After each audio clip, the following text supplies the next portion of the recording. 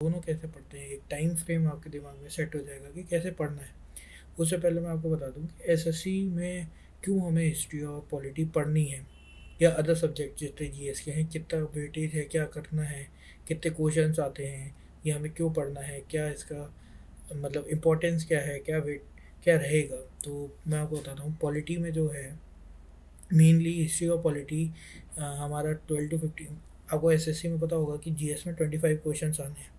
तो 25 में से आप ये मान के चलिए कि 15 क्वेश्चंस, मोस्टली 12 to 15 क्वेश्चन जो हमारे रहते हैं वो हिस्ट्री और पॉलिटी से रहते हैं।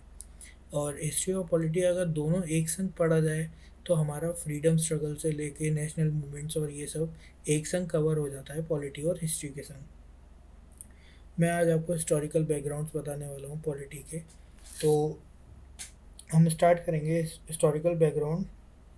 पहले हम थोड़ा सा हिस्ट्री पढ़ते हैं, मतलब हिस्ट्री पढ़नी नहीं है, मैं आपको एक ब्रीफ दूंगा कि कैसे पॉलिटी हमने मतलब पॉलिटी क्यों करनी है हमें, तो क्यों आई, कैसे आई, ये पूरा आपको ब्रीफ देके मैं आपको थोड़ा सा ब्रीफ दूंगा। वो ज़्यादा मुझे पता है वो आईएएस के लिए इम्पोर्टेंट है, आपके लिए नहीं है।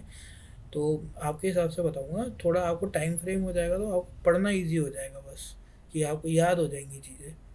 एक्चुअली में सबको पता है कि 1600 में क्यों ईस्ट इंडिया कंपनी आई, कब आई और किस लिए आई थी यहाँ पे। सबसे बड़ा चीज़ तो यही है कि ईस्ट इंडिया कंपनी हमारे यहाँ आई, पर आई क्यों? क्योंकि सबको पता है कि हमारे यहाँ पे स्पाइसेस बहुत इंपॉर्टेंट रखते थे। और जो उस टाइम पे वहाँ पे यूरोपियन, जितनी भी यूरोपियन कंट्रीज थी, उनके पास क्या था सबसे ज़्यादा इम्पोर्टेंस उनके लिए क्या होता था? मीट खाना। अब मीट को प्रिजर्व भी करना होता था उस टाइम पे। अब आप समझ सकते हो 1400 की बात है, 1300 या 1600 या 1500, तब तक क्या थे, फ्रिजेस वगैरह हो गए, रेफ्रिजरेटर्स हो गए, वो हमारे यहाँ पे नहीं थे ना, उनके पास थे। तो उन्हें प्रिजर्व करने के लिए स्पाइसेस चाहिए होते थे। स्पाइसेस के लिए उनके पास एक ही साधन होता था, वो एक्चुअली में होते थे अरब। वो हमसे लेते थे इंडिया से, और वो उन्हें बहुत महंगा बेचते थे। इस चक्कर में उन्हें भी अब प्रॉफिट है, किसी को किसी चीज़ में प्रॉफिट दिख रहा है तो दूसरा भी सोचता है कि मैं भी जाऊँ। तो सबसे पहले आपको पता है कोलंबस जो इंडिया के लिए निकले थे पर पहुँच गए यूएसए। उन्होंने रेड पीपल देखे तो बोल दिया रेड इंडियंस हैं ये। तब से फिर उसके बाद वहाँ से वास्को डी गामा निकले 1498 में पोर्चुगीज से। फिर उसके वो पहुँचे, जब वो केप ऑफ गुड होप से होते हुए, मेडागास्कर से होते हुए सीधा इंडिया पहुँचे, तो उन्होंने हमें पता है कि वो कैलीकट पहुँचे थे सबसे पहले। फिर उसके बाद थोड़े टाइम कैलीकट में पहुँचने के बाद उन्होंने वहाँ पे ब्लैक पेपर ख़रीदा, 1 रुपये का ख़रीदा, और 60 रुपये अपनी कंट्री में आके कमाए। अब भाई 60 टाइम्स कोई ट्रेडर कमा ले तो वहाँ पे तो हलचल मची जाएगी भाई। और एक टाइम पहले ये भी कहा जाता है कि इंडिया को हम लोग सोने की चिड़िया क्यों। अब सोना, ये तो मतलब नहीं होगा ना कि सोना मिट्टी में और ये सब, ये तो अलग बात है। पर हमारी कंट्री क्या थी, 23% ऑफ जीडीपी का। अब जीडीपी वो इकोनॉमिक का टर्म है, पर मैं आपको अभी बता देता हूँ कि हमारी जो कंट्री थी वो 23%, मतलब ऑल ओवर वर्ल्ड का हम लोग प्रोडक्ट करते थे, प्रोडक्शन करते थे, हमारे यहाँ से जाता था। जब उस टाइम पे आर्टिसंस थे, हैंडीक्राफ्ट्स पीपल थे, राजा रजवाड़े थे। तो इससे हमारा जो जितना भी हमारा कहते हैं कि हमारा रिजर्व है, ट्रेजरी है, बहुत बहुत इम्पोर्टेंट रखती थी, बहुत बहुत हैवी थी। तो इससे मैं आपको, अब उनका आने का जो था उस टाइम पे जो था, जो इंग्लैंड की जीडीपी और ये जो वर्ल्ड पे करते थे वो लोग, 2 से 3% रहती थी उनकी। कहाँ हमारी 23%, कहाँ उनकी 2 से 3%। 2% भी बहुत बता रहा हूँ मैं आपको, वो भी नहीं थी। तो अब आना तो है ही। अब मैं आपको उनका आने का तरीका बताता हूँ। देखिए 1600 में वो लोग आते हैं। आएंगे कैसे, चार्टर देगी उनकी है क्वीन एलिजाबेथ 1।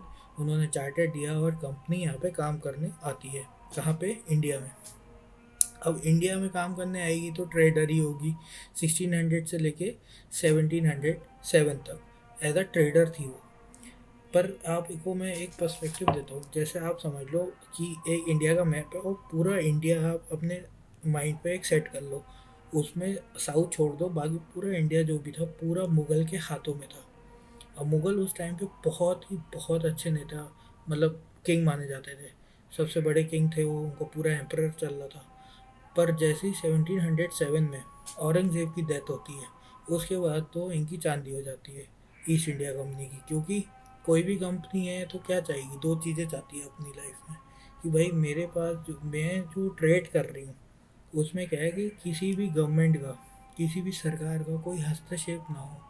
कहने को कि भाई ईज़ ऑफ डूइंग बिजनेस जो आज का टर्म है वो बोला जाता था उस टाइम पे, कि भाई मैं कुछ भी करूं तो मुझे, मतलब मुझे कहीं पे प्रोडक्शन करना है तो मुझे कोई दिक्कतें ना आए, या मुझे कोई सेटअप करना है, कोई फैक्ट्री लगानी है तो आज भी है और तब भी था कि भाई सरकार या किंग कुछ बोले ना, मुझे मिल जाए हर चीज़ आराम से। तो और दूसरी चीज़ क्या थी कि तीन मार्केट आप समझ लो, इंडिया हो गया, वर्ल्ड मार्केट हो गया, और इंग्लैंड हो गया। पहले क्या होता था कि जो इंग्लैंड थी अपने पास से अपना गोल्ड लाती थी, गोल्ड कह लो, रुपीज़ कह लो, या उस टाइम की करेंसी कह लो, वो लाते थे वो लोग, और इंडिया में रॉ मटेरियल खरीद खरीदते थे और उसे सेल करते थे कहाँ पे, वर्ल्ड मार्केट में जाके। पर 1757 जब बैटल ऑफ प्लासी, मतलब 1707 से लेके भी 1757 तक उन्हें पूरी पूरी उन्होंने मेहनत करी, पूरा अपने आप को उस उस टर्म पे बनाया है कि भाई मुझे 1757 का प्लासी जीतना है, मतलब एक बैटल जीतनी है मुझे, अब पॉलिटिकल राइट सही है और मुझे अब इस कंट्री को रूल करना है। तो 1757 में बैटल ऑफ प्लासी होता है, जिसमें सिराजुद्दौला जो मेन कैरेक्टर उसमें होते हैं वो हार जाते हैं मीर जाफ़र की वजह से। तो 1757 का एक बैटल प्लासी करा, वो जीत गई। फिर उसके बाद होता है 1764 का बैटल ऑफ बक्सर, जो मेन होता है बैटल ऑफ बक्सर। इसमें तीन होते हैं, आपको मैंने इसका टर्म बता रखा है MBA, मुगल्स, बंगाल और अवध। इन तीन से इनकी बैटल होती है, ये लोग हार जाते हैं। और फिर इसके बाद ये लोग साइन करते हैं 65 में दीवानी राइट्स, ये तीन लोग साइन करते हैं दीवानी राइट्स। दीवानी राइट्स मतलब राइट्स ओवर रेवेन्यू और सिविल जस्टिस, जितने भी रेवेन्यू मिलेंगे, रेवेन्यू अब वहाँ से किस तरीके से आता था, देखिए, एक तो रेवेन्यू आप कह सकते हो आने का तरीका हो सकता है जो आज का टाइम है प्रोडक्शन से। भाई टैक्सेस आप कैसे कलेक्ट करोगे, या तो किसी की इनकम हो, या इनकम के अलावा प्रोडक्शन हो कंपनी से। ठीक है, उस टाइम पे क्या था कि लैंड थे, एग्रीकल्चर था, तो कैसे कलेक्ट, दो तीन चीज़ों से कलेक्ट कर सकते थे, तो उन्होंने वही लगाया परमानेंट सेटलमेंट, रैयतवारी सेटलमेंट। तो इन लोगों ने क्या करा कि एग्रीकल्चर पे इन्होंने टैक्सेस लगाए, लैंड पे टैक्सेस लगाए, ज़मींदारों को एग्रीकल्चर के लिए करा कि हमें इन लोगों से टैक्सेस चाहिए 1765 में। तो तीन कंट्रीज इन्होंने वो तीन स्टेट्स इन्होंने चूज़ करे थे, जिसमें थे BOB, बिहार उड़ीसा बंगाल। बंगाल बिहार उड़ीसा कह सकते हैं, या बिहार उड़ीसा, वो आपको याद करने के टर्म मैंने बता दिए, BOB। इसे हम लोग बहुत मोटे टर्म्स में ट्रीटी ऑफ इलाहाबाद भी कहा जाता है। तो ऐसे ही हल्के हल्के करके इन्होंने, मतलब परेशान करना स्टार्ट करा, एक कहते हैं ना पूरी तरीके से घेर लिया इंडियंस को। अब इंडियंस को क्या करना था कि इस टाइम पे उन्हें, अब 1857 का रिवॉल्ट आ गया। इसके बाद आप देख सकते हो, पहले मैं आपको दिखा देता हूँ, ईस्ट इंडिया कंपनी है 1600 में। फिर 1757 बैटल ऑफ प्लासी हुआ। ये मैंने इसलिए बना रखी हैं आपके लिए क्योंकि आपको इमेजेस रहेंगी तो आपको याद हो जाएगा। मोटा मोटा है, इसमें कोई मैं हिस्ट्री नहीं पढ़ा रहा हूँ जो आपको मैं बताऊँ बक्सर किसका संग हुआ था, कितना था, क्या था। तो मेरा पॉलिटी पढ़ाने का है, तो मैं इसलिए आपको एक टर्म, एक लाइन जो होती है ना, टाइम लाइन बता रहा हूँ कि हमने चले 1600 से 1707 में औरंगज़ेब की डेथ हुई, 1757 में ये लोग ने प्लासी लड़ा, उसके बाद फिर 64 में बक्सर लड़ा, फिर 65 में दीवानी राइट्स इन्होंने ट्रीटी ऑफ इलाहाबाद करा है मीर जाफ़र से, बंगाल मुग़ल लोगों से, अवध उसके लिए, BOB के लिए, बंगाल उड़ीसा बिहार के लिए, जहाँ पे इन्हें दीवानी राइट्स, सिविल राइट्स चाहिए थे, और ये पॉलिटिकल राइट्स, ट्रेडिंग से फिर पॉलिटिकल राइट्स इन्हें मिल गए। इसके बाद आता है हमारा 1773 में रेगुलेटिंग एक्ट, हमें यहाँ से पढ़ना है मेनली रेगुलेटिंग एक्ट से। पर उससे पहले मैं आपको एक पूरा टाइम फ्रेम बता देता हूँ। तो हम लोग 1600 से चले, फिर हम लोग 1600 से हम लोग पहुँचे 1707, जहाँ पे औरंगज़ेब की डेथ होती है।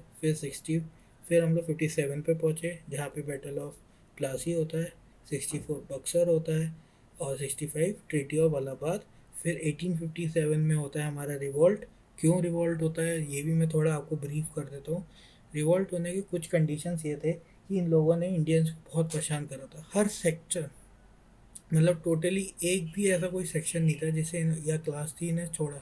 ज़मींदार वो परेशान, फिर आपको मैं बताऊँ ट्रेडर्स वो परेशान, फिर मैं आपको बताऊँ लेबर्स वो परेशान, पीजेंट्स वो परेशान, फार्मर्स वो परेशान, सब परेशान थे इनके राइट से। मतलब टैक्सेस कलेक्शन से इतना हैवी हैवी टैक्सेस लगा रखा था कि लोग मर्द सुसाइड करना पसंद करते थे टैक्सेस देने की जगह। उसके बाद फिर 1946 में कॉन्स्टिट्यूट असेंबली बनी, 47 में हमारे देश को आज़ादी मिली, और सबको पता है 26 जनवरी 1950 में हमारा कॉन्स्टिट्यूशन ऑफ इंडिया तैयार हो गया। ठीक है, ये आप देख सकते हो रिवॉल्ट ऑफ 1857 में। 1857 में मिलिट्री की तरफ से राइट्स हुई कि मंगल पांडे का आपने सुना होगा कि चर्बी होती थी काऊ की या पिग का वो होता था, तो बफेलो की, तो इस वजह से उधर राइट्स हुए। फिर हर सेक्शन में अपने राइट्स हो रहे थे, तो उस वजह से क्या था ना, मैं आपको एक बहुत छोटी बात में बताता हूँ कि ये बहुत जल्दी ना इन लोगों ने दबा लिया। किसे किसे दबाया कि 1857 के जितने रिवॉल्ट है ना अपने अपने सेक्शन में हो रहे थे। भाई मंगल पांडे को हुआ, उधर हो गया रिवॉल्ट, उन्होंने कर दिया। झांसी की रानी का रिवॉल्ट, उन्हें परेशानी हुई, उन्होंने कर दिया। फार्मर्स को हुआ, उन्होंने कर दिया।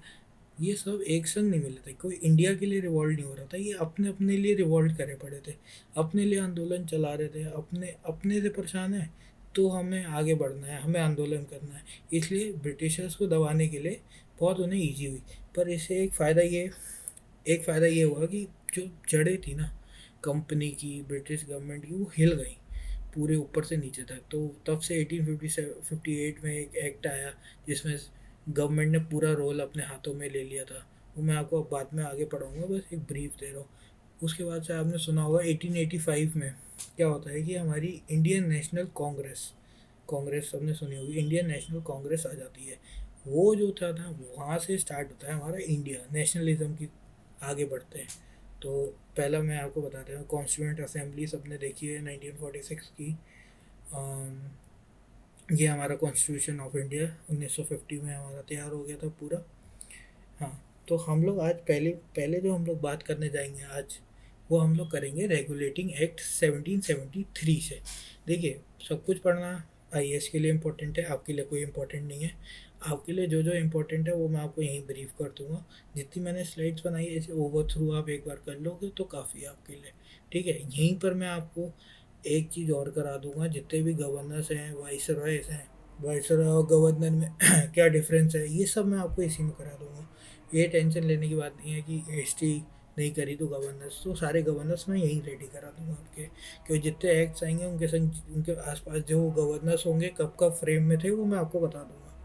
ठीक है, तो हमारा पहला है रेगुलेटिंग एक्ट 1773, जिसमें पहले गवर्नर हमारे कौन रहेंगे, वॉरेन हेस्टिंग्स। सबको पता है कि वॉरेन हेस्टिंग्स जो थे हमारे पहले गवर्नर रहे थे, लॉर्ड वॉरेन हेस्टिंग्स। इसकी फ़ोटो मैं आपको पहले दिखा दे रहा हूँ, एक दिमाग में छप जाएगी कि हाँ ये बंदा था जो 1773 से लेके 85 तक, 73 से लेके 85 तक वो हमारे हमारे ये गवर्नर जनरल रहे थे।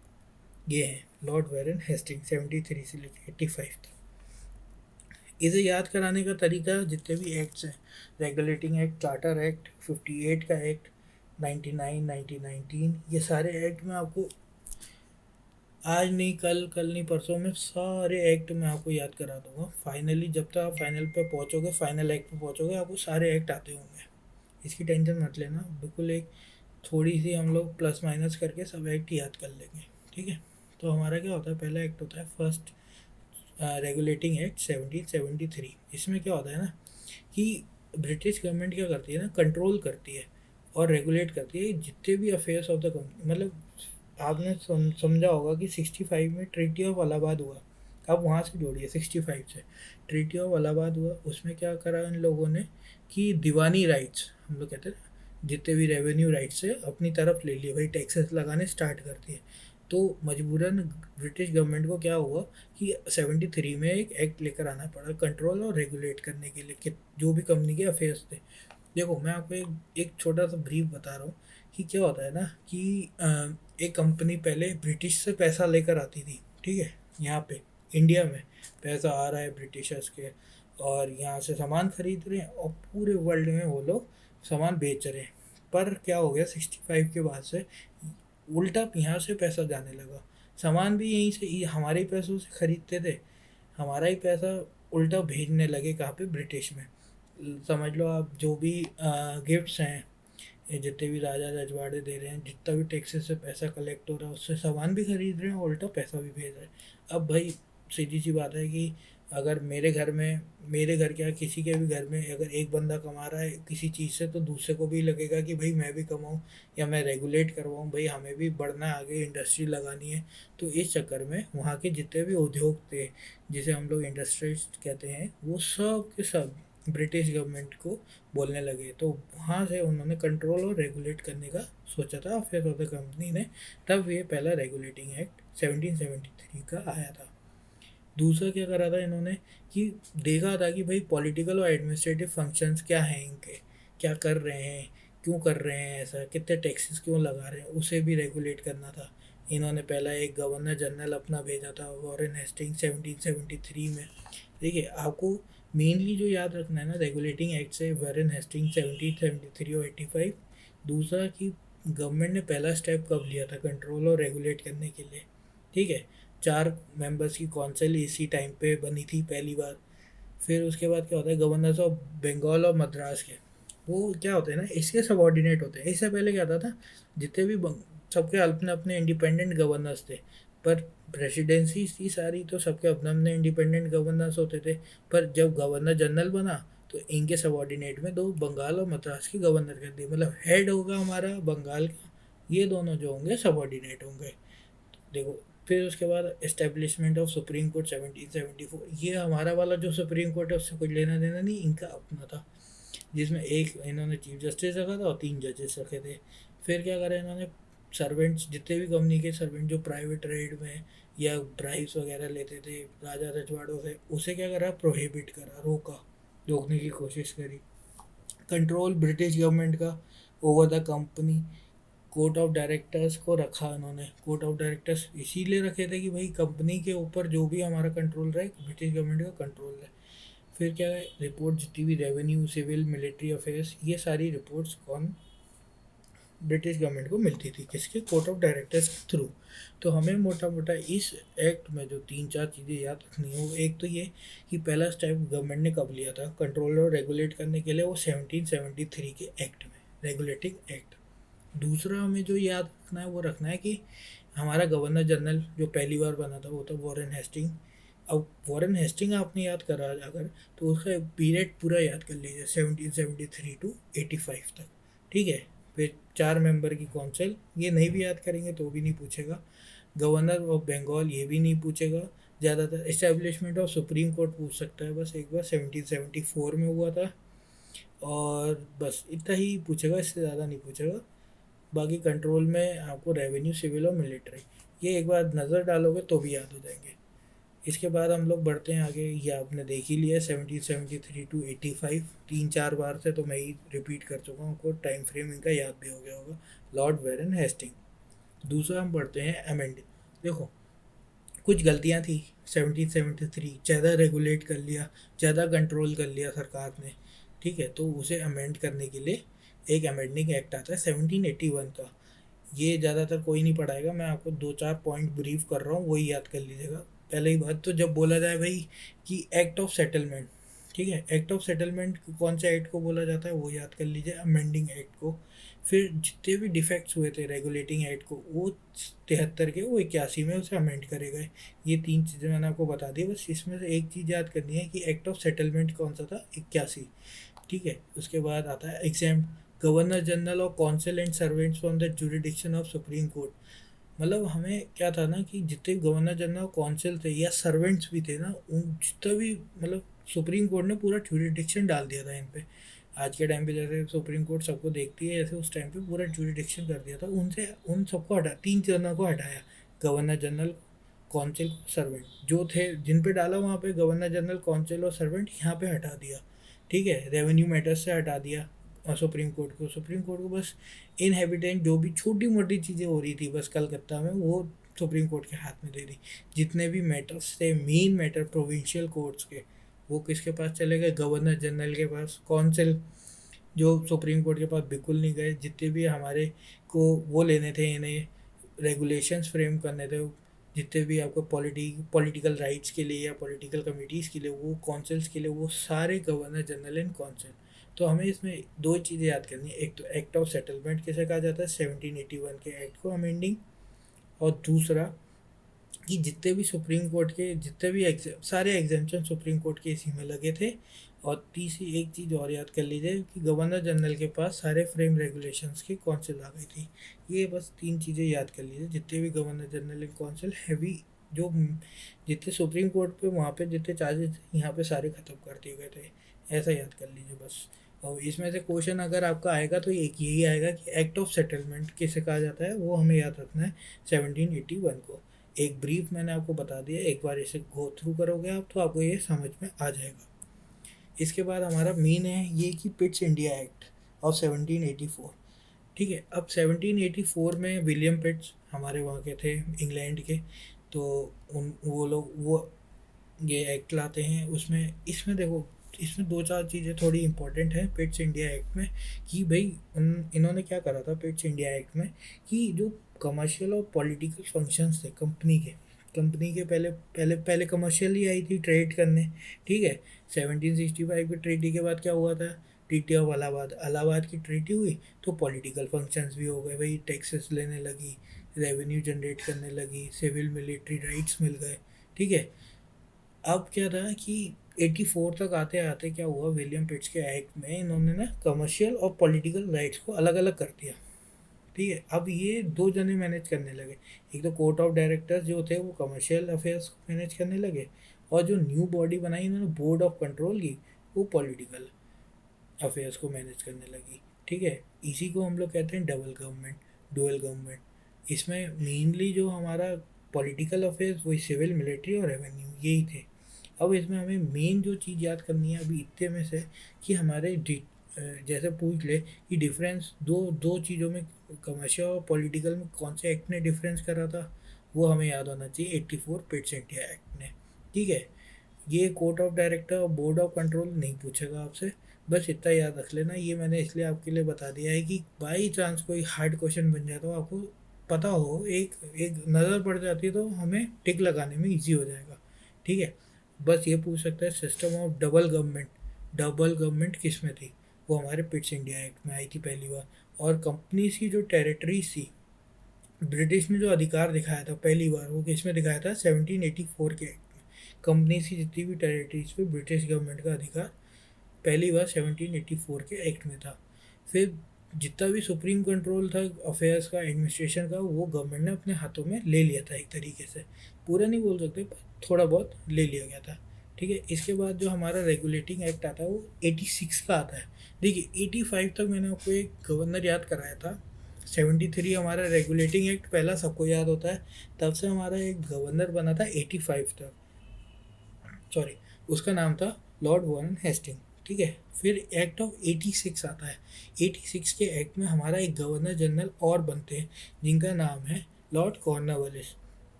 इनको आप देख लो, लॉर्ड कॉर्नवालिस क्या है, 86 से हमारे 93 तक रहते ये बंदे।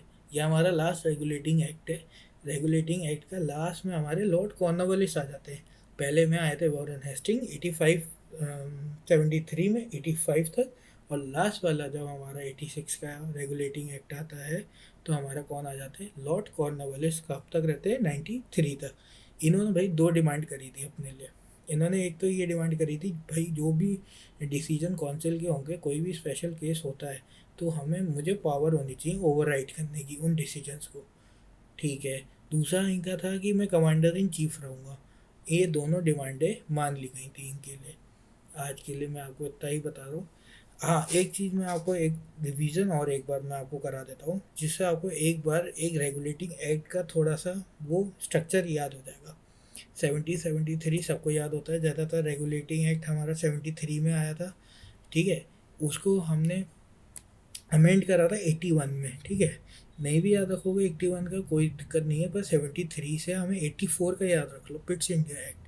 ठीक है, अगर मैं आपको एक ब्रीफ देता हूँ, देखो 81 का अमेंड करा हुआ याद रख लो, 73 81 का अमेंड हुआ, फिर उसके 81 के बाद 3 साल के बाद आ गया हमारा 84। 84 के बाद फिर 2 साल के बाद आ गया हमारा लास्ट रेगुलेटिंग एक्ट। तो ऐसे हमारी एक सीरीज़ बन गई, 73 पहला, फिर 81 का हमारा अमेंडमेंट, फिर 2-3 साल के बाद 84 का एक्ट आ गया, पिट्स इंडिया एक्ट, फिर उसके बाद 86 का हमारा 2 साल के बाद लास्ट रेगुलेटिंग एक्ट आ गया। और लास्ट रेगुलेटिंग एक्ट में पहले जो सेकंड गवर्नर जनरल हमारे आ गए लॉर्ड कॉर्नवालिस, जो हमारे 86 से 93 तक रहे।